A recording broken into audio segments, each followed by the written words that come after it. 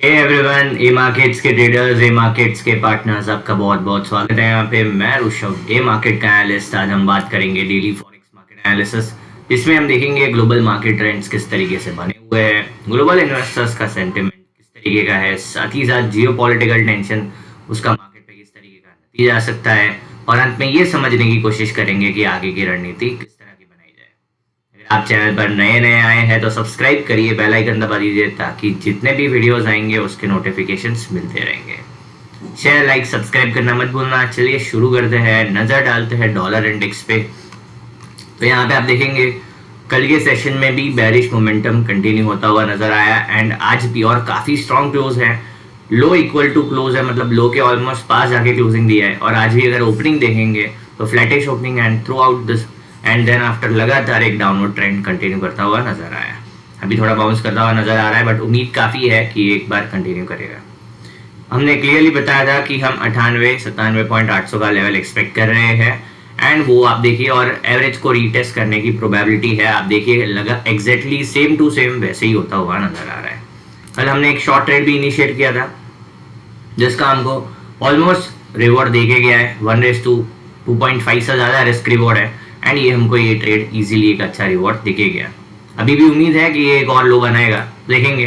कल के सेशन में हमने क्लियरली बताया था कि जो यहाँ पे डबल टॉप फॉर्मेशन है, साथ ही साथ लोअर हाई लोअर लो का क्रिएशन है, ये इंडिकेट कर रहा है कि प्राइस जो है यहाँ पे इजीली एक शॉर्ट टर्म में डाउनवर्ड ट्रेंड कंटिन्यू कर सकता है। H4 भी हमने बताया था कि यहाँ पे डबल टॉप है एंड नेकलाइन का ब्रेकडाउन है, तो यहाँ पे प्रोबेबिलिटी काफ़ी रहेगी कि आपको यहाँ पे नीचे के लेवल्स देखने मिल सकते हैं। कल हमने एक और चीज़ बताई थी कि प्राइस ये स्विंग के नीचे अगर H4 पे क्लोज करता है तो इजीली 98 तक और 97.800 तक मूव देखने मिल सकता है। आप देखिए जैसे ही क्लोज हुआ प्राइस ने वन शॉट यहाँ पे मूव देते हुए देखने मिला है। अभी भी शॉर्ट टर्म मीडियम टर्म दोनों ही ट्रेंड यहाँ पे नेगेटिव का इशारा कर रहे हैं। लॉन्ग टर्म ट्रेंड जो है अभी भी वो साइडवेज टू बेरिश बना हुआ है। अगर बात करते हैं इंपॉर्टेंट इकोनॉमिक डेटा के हिसाब से, तो आज यूएस का जो डेटा है, प्रोड्यूसर प्राइस इंडेक्स का डेटा है, रिटेल सेल्स का डेटा है, बट अभी भी क्वेश्चन ये है कि डेटा आएगा क्या।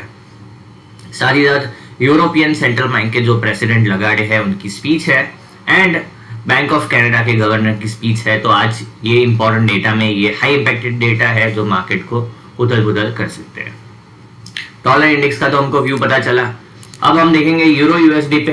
तो यूरो यूएसडी पे भी हमने कल एक बुलिश बैट प्ले किया था, ऑलमोस्ट टारगेट दे दिया है। हमारा टारगेट था 1.1680, 1680 का टारगेट था। देखिए हाई कितने का लगा है 750 का ऑलमोस्ट हाई लगा है, तो यहाँ पे 50 पॉइंट दूर है। चांसेस काफी ज्यादा है हमको ये ट्रेड भी टारगेट देके जाएगा। ठीक है, तो हमने एक ऑपोजिट ट्रेड प्लान किए थे, कॉन्ट्रा ट्रेड प्लान किए थे, डॉलर में शॉर्ट एंड यूरो यूएसडी में लॉन्ग। ठीक है, तो अभी हम कल रीजन क्या देखा था कि रीजंस हमने देखा था कि ऑसिलेटर पे एक क्लासिक बुलिश डाइवर्जेंस था। मैं आपको हर बार रीजंस क्यों बताता हूँ, ताकि आप ये लर्न कर पाइए, अंडरस्टैंड कर पाए कि किस तरह से ट्रेड सेटअप्स बिल्ड किए जाते हैं। तो हमने क्या देखा था कि यहाँ पे एक क्लासिक बुलिश डाइवर्जेंस है, तो यहाँ पे काफी ज्यादा चांसेस रहेंगे। साथ ही साथ डबल बॉटम फॉर्मेशन है, तो H1 H4 दोनों पे ही एक ट्रेंड कंटिन्यूएशन एक्सपेक्टेड है। हमने H4 भी देखा था कि यहाँ पे क्लासिक बुलिश डाइवर्जेंस है, और हमने क्या बात की थी कि अगर ये स्विंग के ऊपर H4 पे क्लोज देता है तो इजीली टारगेट्स मिल जाएंगे। 1.1700 तक की हमने बात की थी, तो ये प्राइस स्लो एंड स्टेडीली उधर जाता हुआ नजर आ रहा है। अभी के हिसाब से बात करेंगे तो प्राइस एग्जैक्टली जो सपोर्ट का ब्रेकडाउन हुआ था वो प्राइस पॉइंट के पास ट्रेड कर रहा है, मतलब 1.1680। अगर प्राइस उस लेवल के ऊपर क्लोज करता है तो फिर यहाँ से 1700-1750 तक मूव कंटिन्यू करने की चांसेस बढ़ जाएंगे। जिस तरीके से प्राइस एक्शन बिल्ड हो रहा है, चांसेस काफी ज्यादा है कि आप यहाँ से पॉजिटिव मोमेंटम देख सकते हैं यूरो यूएसडी में। तो अगर हम शॉर्ट टर्म मीडियम टर्म दोनों ही ट्रेंड के हिसाब से बात करेंगे तो यहाँ पे एक पॉजिटिव ट्रेंड कंटिन्यू होता हुआ नजर आ सकता है। लॉन्ग टर्म ट्रेंड जो है अभी भी वो साइडवेज टू बुलिश बना हुआ है। बात करेंगे WTI के बारे में। WTI में कहीं ना कहीं एक स्ट्रॉन्ग प्रेशर बना हुआ है। ये हम आज नहीं कब से बोलते आ रहे हैं, आपको पता होगा। कल ये सेशन में भी एक इनसाइड बार फॉर्म हुआ है, जो कल का सेशन है ये एक इनसाइड बार फॉर्मेशन है जैसे ये वाला था। तो चांसेस काफी ज्यादा रहेंगे अगर कल के सेशन का लो, मतलब परसों के सेशन का लो 57.7 उसका लो ब्रेक करता है, या फिर 58.20 का लो ब्रेक करता है, तो यहाँ पे चांसेस बनेंगे कि आपको 56 तक ट्रेंड कंटिन्यूएशन देखने मिल सकता है। RSI और सेंटिमेंट दोनों ही स्ट्रांगली यहाँ पे नेगेटिव है। अगर बात करते हैं छोटे टाइम फ्रेम पे, तो यहाँ पे हमने क्या बात की थी कि प्राइस कल हमने ये प्राइस पॉइंट पे बात किया था, मैं आपको H1 पे लेके चलता हूँ। ये प्राइस पॉइंट पे हमने हिडन बेरिश डाइवर्जेंस के बारे में बात किया था, जो कि वर्कआउट नहीं किया, 58.20 का लो ब्रेक नहीं किया। अब प्राइस ने वापस एक बुलिश मोमेंटम दिया, तो यहाँ पे कहीं ना कहीं बाइंग करने की कोशिश कर रहे हैं, बट नहीं हो पा रहा है। सेलिंग स्ट्रेंथ इतना स्ट्रांग है।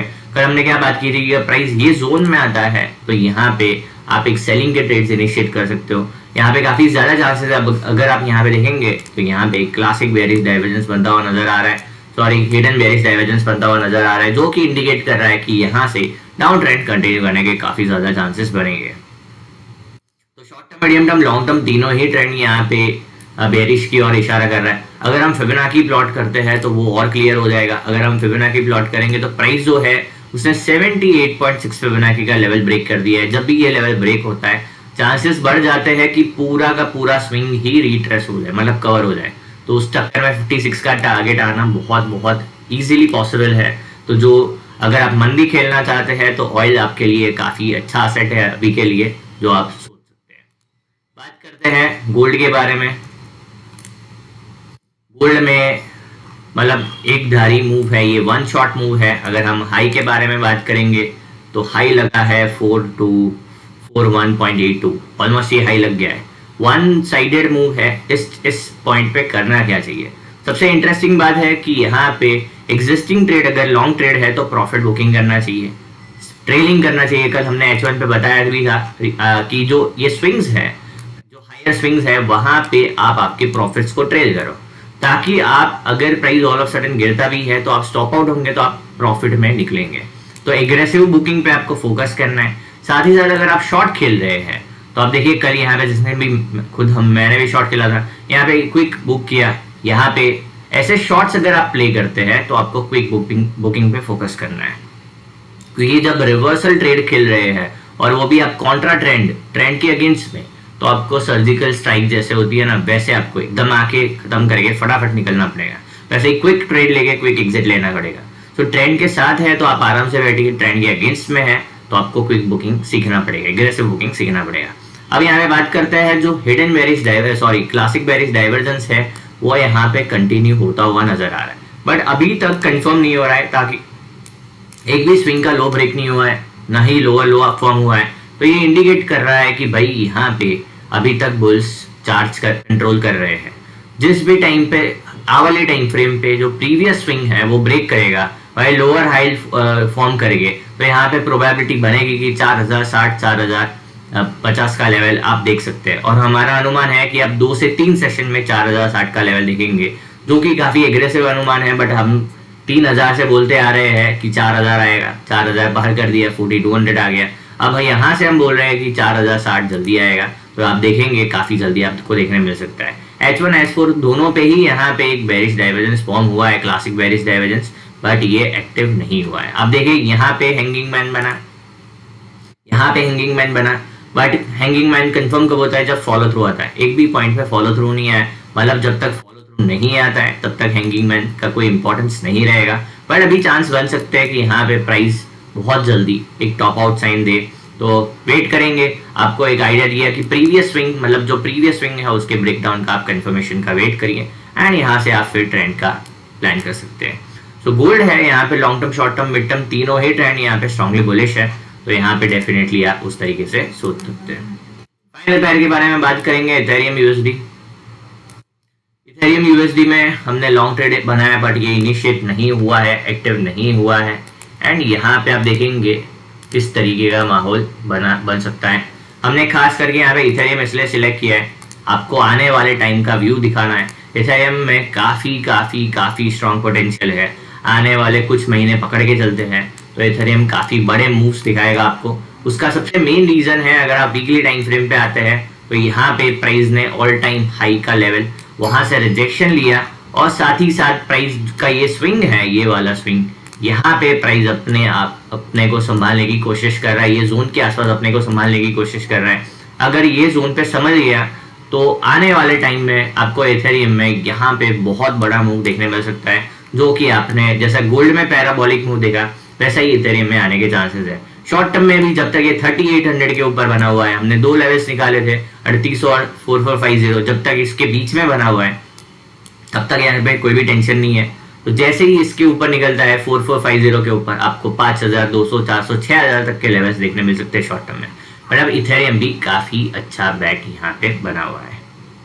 आई होप वीडियो में समझ आया होगा, मजा आया होगा। ऐसे ही वीडियोस के लिए मार्केट्स के साथ जुड़े रहिए। Thank you, bye.